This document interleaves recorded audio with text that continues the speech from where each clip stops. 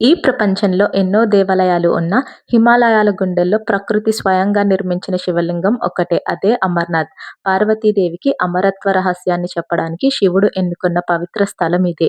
ఆ రహస్యం చెప్పే సమయంలో ఎవరికీ వినిపించకూడదని తనతో ఉన్న నంది, పాము ఇలా జీవులన్నింటినీ ఒక్కొక్కరిని ఒక్కొక్క చోట వదిలిపెట్టి పరమేశ్వరుడు అమరత్వ రహస్యాన్ని చెప్పటం జరుగుతుంది. అందుకే ఆ గుహకి అమర్నాథ్ అని పేరు వచ్చింది. ఈ గుహలో ప్రతి సంవత్సరం చలిలో పడే నీటి బిందువులు మంచుతో కలిసి స్వయంగా కొత్త మంచు శివలింగాన్ని నిర్మించటం వల్ల దీనిని స్వయంభు శివలింగం అని కూడా పిలుస్తూ ఉంటారు. భక్తులు పర్వతాలు, మంచు మార్గాలు దాటి ఈ పవిత్ర లింగాన్ని దర్శించడానికి అమర్నాథ్ యాత్ర చేస్తారు.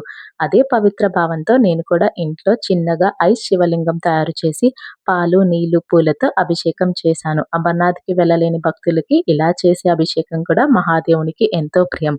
హర హర మహాదేవ శంభో శంకర.